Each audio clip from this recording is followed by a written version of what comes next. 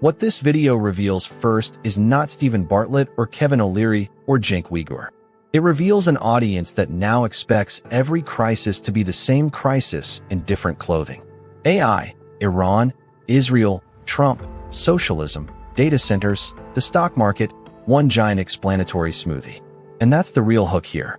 The title promises an emergency debate about being lied to, but the episode's actual move is subtler. It turns a stack of separate questions into a single mood of betrayal.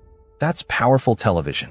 It's also intellectually dangerous, because once everything becomes evidence of the same elite conspiracy, you stop asking which claims are actually proven and which ones are just emotionally compatible. The central claim, as the episode frames it, is basically this. The public is being misled about AI. The economic damage will arrive faster than advertised, and the same political class that failed on everything else is now captured by the companies building it. That argument is partly supported here, but only partly. The strongest version of it is about labor displacement and infrastructure backlash. The weakest version is the grand unifying version where AI panic, Middle East geopolitics, and electoral collapse all become chapters in one master plot. The video keeps drifting from analysis into total explanation, and total explanation is usually where rigor goes to die. To the episode's credit, the first half does contain a real argument instead of just vibes. The sections on data centers, job destruction, and the speed of deployment are the most serious thing in the video because they force a material question. Who absorbs the cost of efficiency? Not in abstract GDP terms. In wages, bargaining power, local energy use, and the replacement of entry-level white-collar work with software that management will call augmentation right up until payroll shrinks. That's where Cenk is at his most effective. Not because every forecast is right, but because he keeps dragging the conversation back to who gets discarded when executives say innovation. And Kevin O'Leary, to be fair, provides the best counterweight in the episode.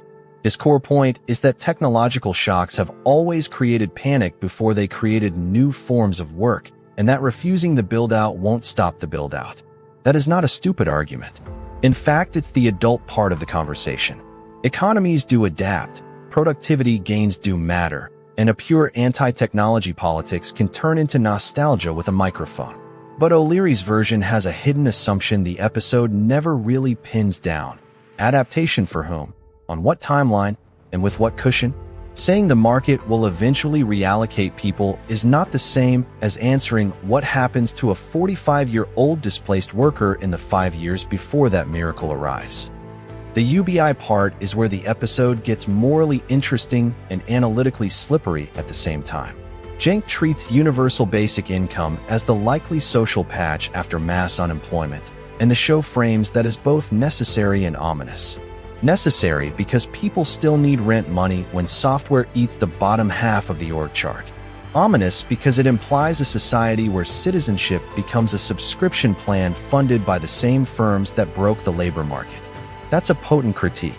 But the video never does the harder work of distinguishing between sectors, timelines, and actual labor data. It speaks about unemployment as if the cliff is already visible in the windshield, when the evidence offered here is more predictive than demonstrated. This is the weak point. The episode is full of certainty about labor collapse, but much thinner on proof than on atmosphere. We get broad claims about jobs being quietly destroyed and politicians being bought by AI companies, but the argument rarely slows down long enough to separate lobbying, campaign finance, procurement influence, and ordinary ideological alignment. Those are different mechanisms. If you're going to tell me elected officials are functionally captured, show me the chain, the money, the policy, the regulatory outcome, the specific beneficiaries. Otherwise, the evidence is doing less work than the narration suggests, and the audience is being asked to fill the gap with existing suspicion. Stephen Bartlett's role matters here because his format changes how these claims land. He isn't moderating a forensic hearing, he's curating collision. You can see it in the way the conversation keeps widening instead of narrowing. Just when the AI discussion needs more precision, what jobs, what models, what policy tools, the show pivots outward into Iran, Israel, Trump, socialism, the next election. That expansion makes emotional sense because it tells the viewer this isn't just a text story, it's the whole map. But it also functions like escape velocity. Specific claims stop having to survive scrutiny because a bigger, hotter topic arrives to carry the momentum. And the geopolitical turn is where the episode becomes culturally revealing in a different way. On paper, the jump from AI unemployment to Israel, Iran, and America's war posture feels almost absurdly overstuffed.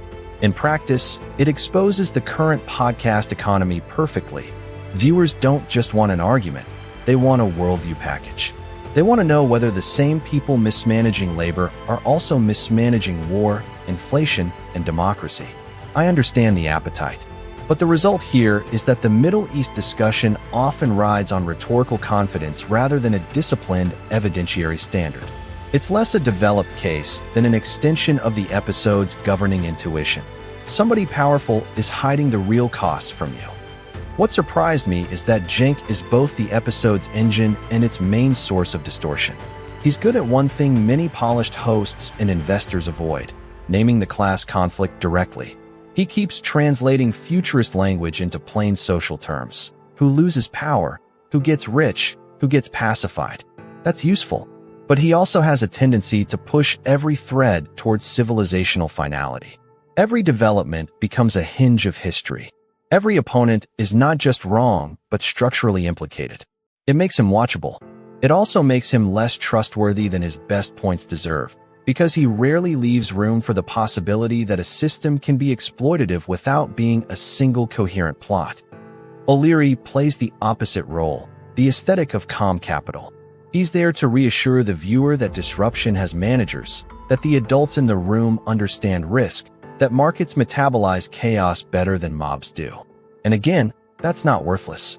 The episode needs somebody who refuses apocalyptic closure. But he too gets away with some convenient vagueness. He can invoke growth, adaptation, and opportunity without fully confronting the asymmetry of who has savings, who has stock exposure, who can retrain, and who simply ages out of the new economy. Calm can be clarifying. It can also be a luxury belief with cufflinks. So does the episode prove that they are lying to us about AI? No. That title is doing what titles do, compressing anxiety into accusation. What the video actually proves is narrower and, in a way, more interesting. It shows that the public conversation around AI is still being conducted with a bizarre mismatch of scales. Executives talk in centuries, workers live in quarters. Investors talk about productivity, communities talk about power bills and jobs. Populists talk about betrayal, but often with evidence that can't carry the full moral charge. The strongest part of the episode is its insistence that AI is not just a technical question. The biggest weakness is its temptation to explain everything with one emotional master key. My verdict: worthwhile, provocative, occasionally sharp, and too eager to cash every anxiety check at once. If you watch it as a debate about the social contract around AI, there's substance here. If you watch it as a reliable grand theory of politics, war, labor, and technological capture, it overreaches badly. Which, honestly, is why it's worth talking about. These big podcast arguments are where half the culture now goes to decide what reality feels like before it decides what reality is. So if you want more reviews of the internet's favorite emergency explanations, the ones that sound persuasive right up until you hold them still, stay nearby. We're going to keep pulling them apart,